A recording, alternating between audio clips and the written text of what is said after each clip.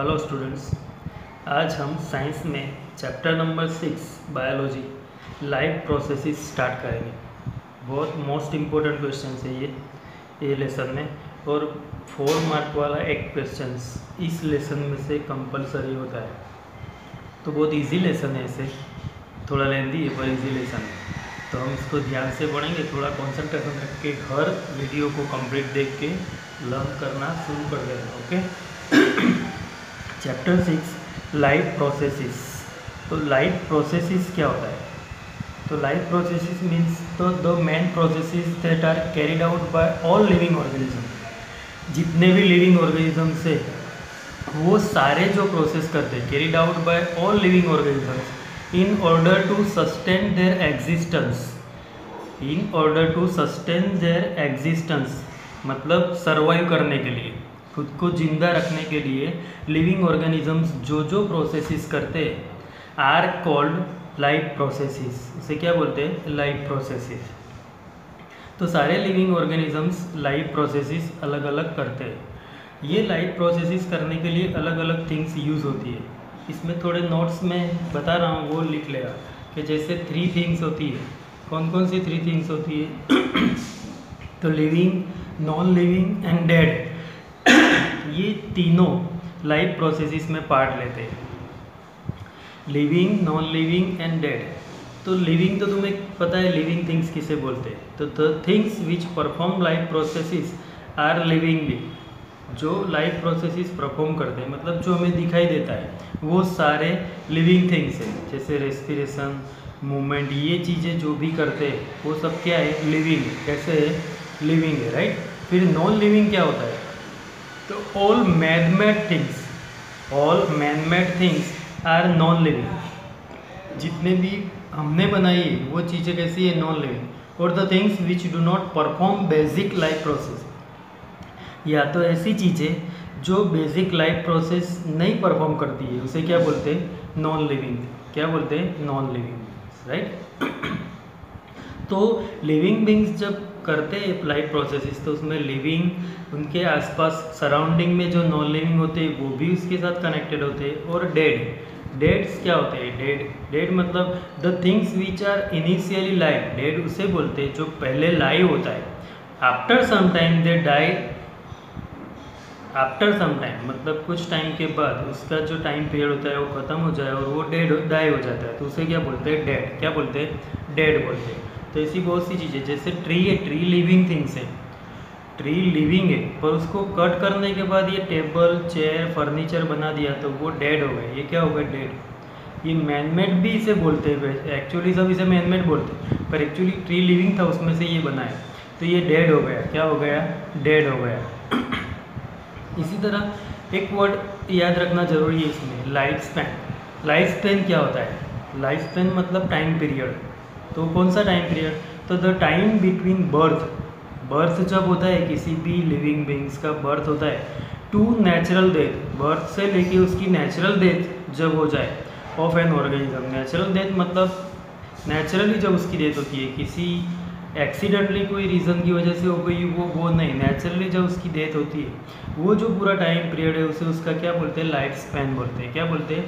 Life spans. तो ये 3 points लिख भी लेने तुम्हें और थोड़े ध्यान में रखने, तो आगे वाले पॉइंट्स इजीली पता चल जाएंगे। अब हम इंट्रोडक्शन स्टार्ट करते हैं इसका। यहाँ दिया है, देखो कि how do we tell the difference between what is alive and what is not alive. हम डिफरेंस कैसे डिसाइड करेंगे कि ये लाइव है और ये नॉट अलाइव है, मतलब लिविंग है और नॉन लिविंग है। तो इसका क्राइटेरिया क्या होता है? तो if you see a dog running, cow chewing cord और a man shouting loudly on a street. Dog दौड़ रहा है, काउ च्यू कर रही है, खा रही है, मतलब चबा रही है, and man shouting loudly on a street. ये तीनों अलग अलग एक्टिविटी कर रहे हैं, तो we know that these are living beings. ये मूवमेंट कर रहे हैं, हमें दिखाई दे रहा है, तो वो सब क्या है? लिविंग बींग्स है। वॉट इफ द डॉग और द काउ और द मैन वेर अस्लीप। जब ये तीनों सो जाए तो क्या होता है? तो भी वो तो लिविंग ही रहते हैं, सो जाए तो भी हमें मूवमेंट नहीं दिखाई देता है, पर दे आर लिविंग। तो we would still think that they were alive. तब भी हम उसे अलाइव सोचते हैं। But how did we know that, पर हमें वो पता कैसे चलता है कि वो सो रहा है फिर भी लाइव है? तो वी सी देम ब्रीथिंग, वो ब्रीथिंग करते हैं, पता है ना, breathing, and we know that they are alive. Breathing से पता चलता है कि वो अलाइव है। व्हाट अबाउट प्लांट्स, तो प्लांट्स में क्या होगा? तो how do we know that they are alive, plants कैसे लाइव है वो कैसे पता करेंगे? तो वी सी देम ग्रीन, वो ग्रीन होते हैं। सम ऑफ अस विल से कि वो ग्रीन है इसलिए वो लाइव है। ग्रीन कलर मतलब क्लोरोफिल होता है, तो वो फोटोसिंथेसिस करते हैं, मतलब वो लाइव है, ऐसे कुछ बोलते हैं। But what about plants that has leaves of colours other than green, पर ऐसे प्लांट्स का क्या जिसका कलर ग्रीन नहीं है? तो they grow over time, so we know that they are alive, तो वो सब ग्रो करते हैं ओवर टाइम, मतलब ऑलवेज वो ग्रो करते हैं। Some will say in other word we tend to think of some sort of moment, either growth related और नॉट। इन अदर वर्ड मतलब वी टेंड टू थिंक, हम सोच सकते हैं कि सम सॉर्ट ऑफ मोमेंट, कुछ मोमेंट ऐसे होते हैं आइदर ग्रोथ से रिलेटेड होते हैं या तो नहीं होते। तो as common evidence for being alive, common evidence, but a plant that is not visibly growing, growing जो होता है वो प्लांट में विजिबल नहीं होता है। तुम्हें पता है कि प्लांट ग्रो करता है, हमें पता है कि वो हाइट भी उसकी बढ़ती है, नीचे अंडरग्राउंड उसकी रूट सिस्टम होती है वो भी बढ़ती है, उसकी थिकनेस भी बढ़ती है, बट वो हमें दिखाई नहीं देता है। तो visibly growing is still alive इसमें, but plant that is not visibly growing, visibly growing नहीं है फिर भी वो लाइव है। And some animals can breathe without visible movement, कुछ एनिमल्स ऐसे जो ब्रीथिंग करते हैं पर हमें दिखाई नहीं देता है, इस तरह करते हैं। तो so using visible movement as the defining characteristics of life is not in, मतलब इतना ज़रूरी नहीं है कि सिर्फ विजिबल मूवमेंट से हम डिसाइड कर लें कि वो लाइव है, राइट। दूसरे इनविजिबल मूवमेंट भी होते हैं, बहुत सारे बॉडी के अंदर मूवमेंट्स होते हैं, राइट। तो movement over every small scales will be invisible to the naked eye, movement of the molecules, movement over very small scales, छोटे पैमाने पे मतलब बहुत छोटी साइज में भी अंदर मूवमेंट्स होते रहते हैं। वो कैसे होते हैं? इनविजिबल, जो नेकेड आई मतलब हमारी जो ये आईज है उससे हम नहीं देख सकते। For example in this invisible molecular movement necessary for life, ये जरूरी होते हैं लाइफ के लिए, क्या होते हैं? नेसेसरी होते हैं। If we ask this question to professionals biologist, जैसे हमने देखा इनविजिबल मूवमेंट, तो अंदर जो सेल्स होते हैं, सेल्स जो वर्क परफॉर्म करते हैं वो हमें दिखाई नहीं देता है। हम जैसे खाना खा लिया हमने, ब्रेक डाउन होकर पूरा बॉडी में गया, बॉडी में जाने के बाद उसको यूटिलाइज करके उसमें से एनर्जी प्रोड्यूस कौन करता है? Each and every cell. तो वो सारे मोमेंट हमें दिखाई नहीं देते, राइट। तो if we ask this question to professionals biologist they will say yes, वो भी यही कहेंगे कि यस, ये हर छोटा सेल अंदर परफॉर्म करता है। In fact viruses do not show any molecular movement in them, viruses पता है तुम्हें वायरस के बारे में, अभी तो तुम ज़्यादा जानते होंगे। तो viruses do not show any molecular movement, virus है ना लिविंग भी नहीं है और नॉन लिविंग भी नहीं, वायरस लिविंग नॉन लिविंग दोनों नहीं होता है। वायरस लिविंग इसलिए नहीं है कि उसके जो सिस्टम होती है, जो सेल होता है उसका सेल, उसमें सेल में अंदर न्यूक्लियस होता है पर आसपास उसके कुछ नहीं होता है, न्यूक्लियस सेल वॉल भी नहीं होती है, एक ही सेल होता है फिर भी उसकी सेल वॉल नहीं होती है। तो वायरस है ना लिविंग भी नहीं है और नॉन लिविंग भी नहीं है, until they infect some cell, फिर भी वो किसी सेल को इन्फेक्ट करता है। वो लिविंग नहीं है फिर भी इन्फेक्ट करता है, मतलब वो लिविंग जैसा काम करता है, right. And that is partly why there is controversy about whether they are truly alive और नॉट, इसीलिए ये कंट्रोवर्सी है कि दे आर ट्रूली अलाइव और नॉट, वो लाइव है या नहीं।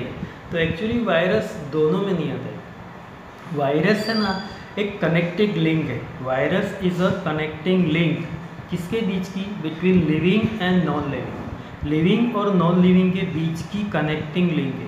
वायरस जब किसी नॉन लिविंग थिंग्स के साथ होता है तो वो नॉन लिविंग होता है, जैसे किसी लिविंग के कांटेक्ट में आ जाए तो वर्क करना स्टार्ट कर देता है। इसीलिए वायरस क्या है? Connecting link between living and non living. Virus connecting link between living and non living. Why are molecular movements needed for life? Molecular movements क्यों जरूरी है लाइफ के लिए? तो we have seen in earlier classes that living organisms are well organised structures. हमें पता है कि लिविंग बींग्स जो होते हैं उनकी बॉडी का पूरा स्ट्रक्चर जो होता है वो वेल ऑर्गेनाइज्ड स्ट्रक्चर होता है। दे कैन हैव टिश्यूज़, उसके टिश्यूज़ होते हैं। टिश्यूज़ के किससे बने होते हैं? तो सेल्स होते हैं। फिर cell have a smaller component in them, cell के अंदर भी छोटे छोटे कंपोनेंट्स होते हैं एंड सो ऑन, और दूसरा भी बहुत कुछ होता है।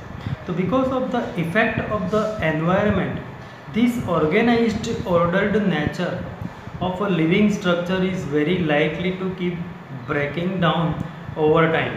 तो दिस ऑर्गेनाइज्ड ऑर्डर, ये जो ऑर्गेनाइजेशन होता है उसका लिविंग स्ट्रक्चर का, ये बहुत इजीली ब्रेकिंग डाउन करता है ओवर टाइम, पूरा टाइम जो भी चीज़ अंदर जाती है। If order break down the organisms will not longer be live. ये जो ऑर्डर ब्रेकडाउन, खाना ब्रेकडाउन करके एनर्जी यूटिलाइज करता है, मतलब उसकी पूरी सिस्टम होती है, पर उसकी सिस्टम में कहीं पे ब्रेकडाउन हो गया कि वन बाय वन जो वर्क होते हैं उसमें कुछ ब्रेकडाउन हो गया तो the organism will no longer be alive. तो ऑर्गेनिज्म ज़्यादा दिन तक लाइव नहीं रह सकता है। उसकी अगर बीच में का कोई फंक्शन टूट गया, ब्रेक हो गया तो so living creatures must keep repairing and maintaining their structures. इसलिए लिविंग क्रीचर्स क्या करते हैं, उसके जो स्ट्रक्चर्स होते हैं ना उसे रिपेयर भी करते रहते हैं, उसे मेंटेन रखते हैं। Since all this structures are made up of molecules, ये सब किससे बने होते हैं? Molecules. They must move molecules around all of them, इसलिए वो मोलिक्यूल्स को मूव करना ज़रूरी होता है, molecules around all of them all the time. तो what are the maintenance process in living organisms? Living organisms में मेंटेनेंस प्रोसेस क्या होते हैं वो सीखते हैं। तो अब वो नीचे सीखेंगे हम आगे कि जो मेन थिंग्स है कि what are life processes, what are life processes. तो लाइफ प्रोसेसेस क्या होता है? तो the maintenance function of living organisms, living organisms का मेंटेनेंस फंक्शन होता है must go on even when they are not doing anything particular.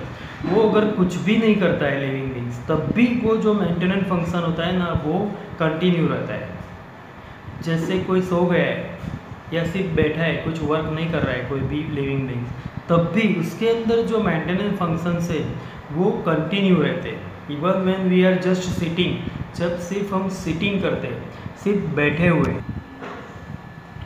Sitting in class, even if we are just asleep, सिर्फ सो गए हम, this maintenance job has to go on, तो भी maintenance की जॉब स्टार्ट होती है। तो this process which together perform this maintenance job are life processes.